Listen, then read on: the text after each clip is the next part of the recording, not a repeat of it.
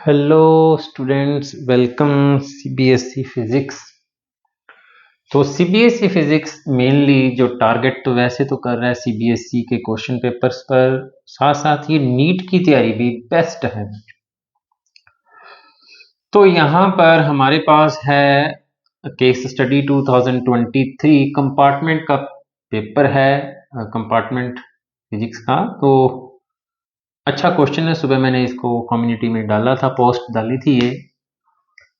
Show in figure the variation of angle of deviation with incidence angle. तो बच्चों ये हमारा प्रैक्टिकल भी है, variation of deviation with angle of incidence. हम इंसिडेंस एंगल चेंज करते रहते हैं तो डेविएशन का एंगल भी चेंज होता रहता है। ये है graph between angle of deviation और एंगल ऑफ इंसिडेंस। ये जो पॉइंट है ये हमारा मिनिमम डेविएशन वाला पॉइंट होता है, डेल्टा एम। इस पॉइंट पर angle of incidence angle of emergence के इक्वल होता है, एक बात। और जो है देखिए, इस ग्राफ को थोड़ा रीड भी करना सीखें कि स्टार्टिंग में जो जो हमने एंगल ऑफ इंसिडेंस बढ़ाते हैं डेविएशन कम होता जा रहा है, कम होते होते फिर एक मिनिमम होगा, फिर उससे ज्यादा इंसिडेंस एंगल बढ़ाने पर मान लो 44 या 43 हमारा एंगल ऑफ मिनिमम डेविएशन है, तो अब डेविएशन ज्यादा होने लगे। पहले डेविएशन कम होती गई, मिनिमम डेविएशन हुई, फिर डेविएशन बढ़ गई, इंसिडेंस एंगल सिर्फ बढ़ता जा रहा है, ये कम भी हुआ है बढ़ा भी है। तो ये हमारा ग्राफ है, प्रैक्टिकल है। तो ये ग्राफ बनाने के लिए कहा, बहुत ही knowledgeful graph. Question B, show that for a small angle A, ये हमारी एनसीईआरटी की बुक में ही है सॉल्व किया हुआ। The refractive index of material can be written as mu is equal to 1 plus delta M by A. तो prism formula इसके लिए आपको याद करना चाहिए, करना पड़ेगा, क्योंकि प्रिज्म फार्मूला बहुत काम आता है। जो रिफ्रैक्टिव इंडेक्स होता है mu is equal to sine A plus angle of minimum deviation by 2 upon sine A by 2। तो स्मॉल एंगल का मतलब क्या हुआ, theta tends to 0, theta is small, angle small है फॉर प्रिज्म का, ए स्मॉल है, एंगल ए स्मॉल है। तो ऐसी सिचुएशन में साइन थीटा अप्रोक्सीमेटली थीटा के इक्वल हो जाता है। मैथ वाले अच्छे ढंग से जानते हैं, साइन थीटा बाय थीटा 1 होता है व्हेन थीटा टेंड्स टू 0। तो साइन थीटा अप्रोक्सीमेटली थीटा के इक्वल हो जाता है। तो अब हम यहाँ दोनों साइन साइन यहाँ छोड़ सकते हैं, क्योंकि एंगल ऑफ प्रिज्म स्मॉल है। तो ये बन जाएगा a plus delta M by 2, और यहाँ बन जाएगा a बाय 2, और ये म्यू जो कि प्रिज्म का रिफ्रैक्टिव इंडेक्स है। 2 से 2 कट गया, रह गया हमारे पास a plus delta M by a, और इसको लिख सकते हैं 1 plus delta M by a। यही तो होकर mu is equal to 1 plus delta M by a। Book में इसको इस फॉर्म में भी लिखा, delta M is equal to mu minus 1 into A. कई बार इस फॉर्म में पूछ ले तो ये काफी यूजफुल है।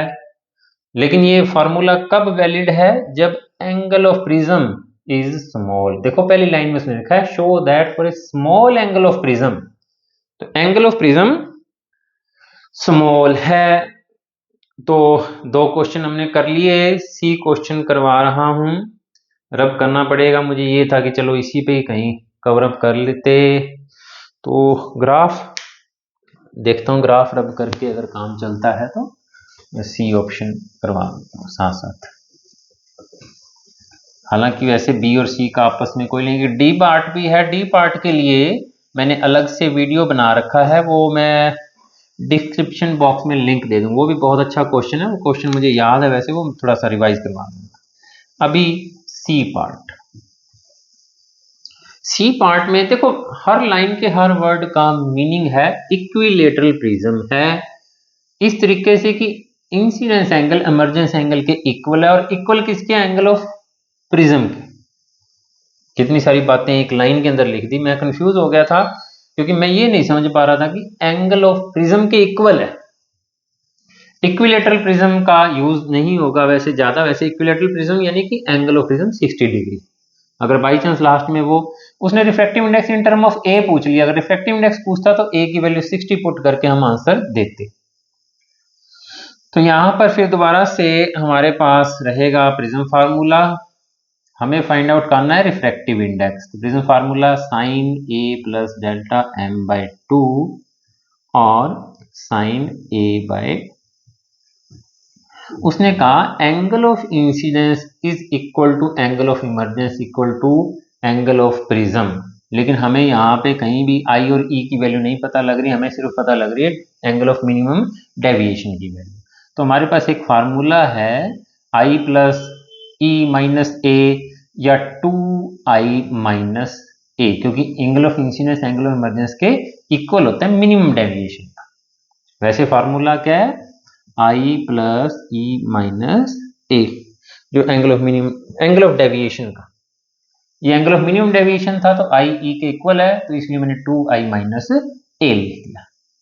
तो ये आ गया हमारे पास डेल्टा एम को अब हमको पुट करना होगा आई की टर्म में, लेकिन अकॉर्डिंग टू क्वेश्चन आई किसके इक्वल है, एंगल ऑफ प्रिज्म के, ई भी एंगल ऑफ प्रिज्म के इक्वल है। तो इसलिए डेल्टा एम जो होगा इसका मतलब 2a माइनस ए, वो भी वापस किसके इक्वल आ गया, ए के ही इक्वल आ गया सिमेट्री से।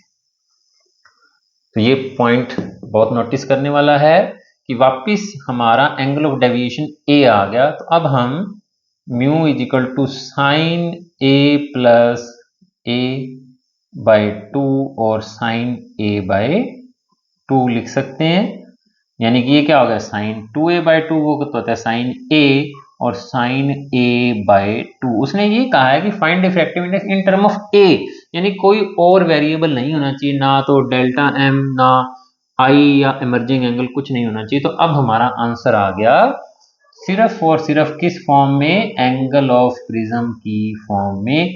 और क्योंकि इक्विलेटरल प्रिज्म है तो आप 60 और 30 वैल्यू पुट करके आंसर भी पता लगा सकते हो कि एक्चुअल में रिफ्रैक्टिव इंडेक्स कितना है।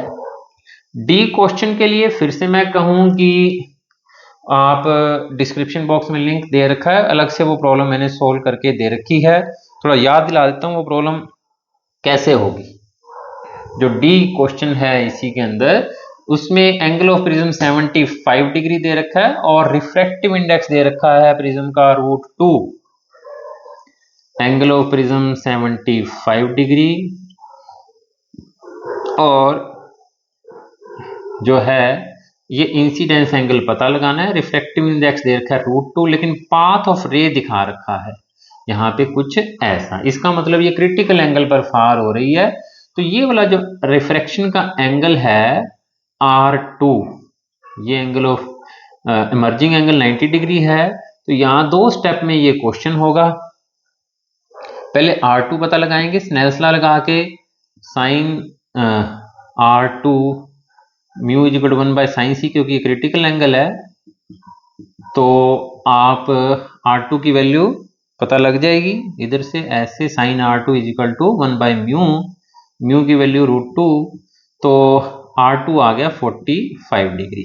तो ये एंगल आ गया हमारा 45 डिग्री। इसके बाद ये R1 अभी पता लगाना है, तो O और ये जो इन एंगल का सम 180 डिग्री होता है, तो हमारे पास थोड़ा सा मैं फिर स्किप कर गया माइंड से, R1 वैसे आ जाएगा सोल्व करके 30 डिग्री आ गया। इन दोनों एंगल का सम जो है ना R1 प्लस R2 75 डिग्री के इक्वल होगा। तो R1 हमारे पास ये वाला एंगल आ जाएगा 30 डिग्री, 75 माइनस 45 30 डिग्री। अब हमारे पास एंगल ऑफ इंसिडेंस निकालने के लिए सारा डाटा है, mu is equal to sine I by sine. अगर थोड़ा डिटेल में समझना है तो ये प्रॉब्लम आप अलग से मैंने करवाई हुई है, वहां देख लेना। √2 रिफ्रैक्टिव इंडेक्स साइन आई पता लगाना है, और ये साइन R2 30 डिग्री है, साइन 30 1 बाय 2 होता है, और साइन आई आ गया 45 डिग्री। तो angle of incidence 1 by √2 45 5 degree. तो 4 क्वेश्चन करवा दिए बच्चों। दो कंसेप्ट बहुत ही इंपॉर्टेंट हैं कि angle of incidence angle of emerging के इक्वल होता है, प्रिज्म फार्मूला जरूर याद करें। थैंक यू बच्चों।